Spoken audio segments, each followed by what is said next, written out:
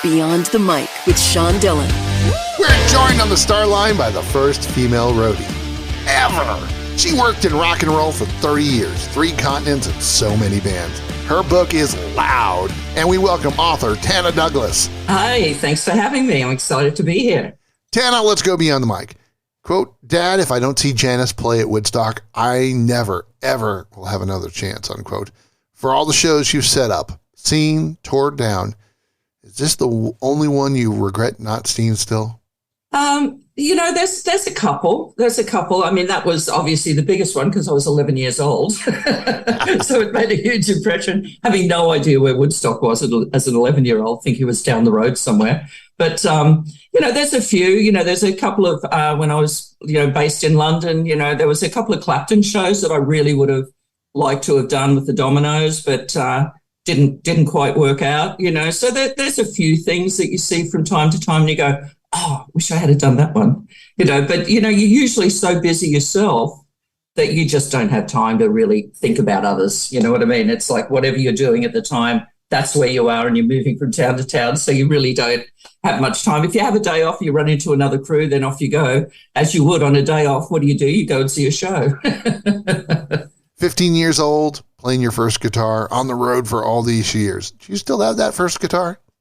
No, I didn't. I don't, because I was left-handed, and it was actually a Martin guitar, which is a very cool guitar if you're a guitar person. And I found it under a house, and I brought it back to life, and because I'm left-handed, it was and I was kind of learning, and I figured out pretty early. Musician wasn't for me, but I was interested in music. So I had to find a way to do something, so I figured if I gave the guitar to someone who was worthy, that would be the way to go. Your first gig was helping a band named Fox. When was the last time you talked to any of them? Gosh, it's a shame, actually. I haven't spoken to them since almost not long after that, because I left Australia not long after that as well, and a couple of them have actually passed. Wow. And I don't even know if any of them are in the music industry any longer, So I've spoken to a couple of their family members that I've come across who are actually in the music industry still. So there's like a little tie there, and there's always a nod and a thank you. And their manager at the time's a good mate of mine still to this day. So, but the actual band members themselves, I don't know, I mean, the one I was closest with died, unfortunately, and the others just, I think, kind of disappeared, as we do in the industry.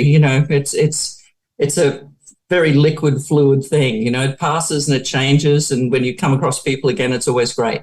Tana, your book is entertaining romp through music, life, and overcoming adversity. What is your message to women today? I do. I speak to a lot of young women coming into the industry and try to mentor as many as I can. And it's, yes, it is still a male-orientated business, but you know what? There's room for everybody. There's women in the real world, so step aside. There's going to be women here as well, and just, pick your battles and do your job well. Work hard, keep your head down, do your job, and have fun. If you're not having fun, there's no point being there. No matter how much you want. Author of the book Loud, the first female roadie ever, Tana Douglas joins us beyond the mic. And it's time for the Rocking 8, Tana. 8 random questions. Answer with the first thing that comes to your mind. There is no pressure. Oh, really? I just went, ah! Which was the band you almost worked with but ended up not? I guess that would be Clapton, yeah. Really? Yeah. It was that close. Best pre-show meal was in what city? Favorite pre-show meal? Well, probably not the favorite, but the one that stands out most in my mind was a promoter took us all for a meal in Hamburg, Germany. And so I thought I'd order a Hamburg steak. Well, what is that? It's a bloody hamburger. I was incredibly let down. Really posh restaurant, and I ended up with a hamburger. It was like, oh, no. Your list of people in memoriam that just had a role in this book, who's one other person that you could have listed? Well, I mean, yes, absolutely. We have a high death toll, unfortunately.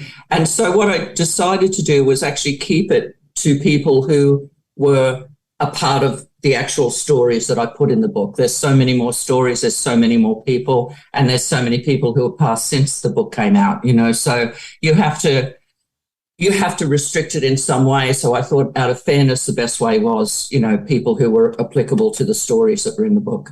If you could have fame but no control of your career, would you still want to be famous? I don't think I've ever wanted to be famous. And I've always hoped to have some sort of control over my career. Tana, you've listened to so many vocalists in your life. Growing up, all the bands that you've seen live, who's the best vocalist ever? Oof. Yeah. And that's such a personal thing, isn't it? I mean, Amy Winehouse comes to heart because she's kind of, in a bit of a way, a modern sort of Janis kind of tragic story as well. It's so hard. It's so hard. There's so many genres. How do you do that? I don't know. I mean, Amy springs to mind. She's not the best in the world, but she's one I have an affinity to. What's one thing you tell people never to try or do? Most of the things I've done. Who's the weirdest member of all the bands? It's always this person. Drummers are crazy, but bass players usually get a bum rap. So it's between those two. Yeah, I'd agree drummers are crazy. Tana, where's the best sunset you ever saw? Oh, it was,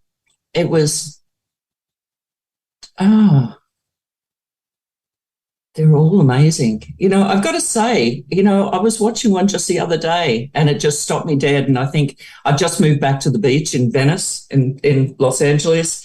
And that was my first sunset welcome back. So that's the most recent one. And it was pretty spectacular because of the heat wave, with what was going on in the atmosphere. So that was pretty cool. But there's been a lot. Although we spend most of the sunset hours in a venue somewhere, so that makes it tricky as well. It's time for one big question with author of Loud, Tana Douglas, be on the mic. Tana, why does music free your soul? How can it not?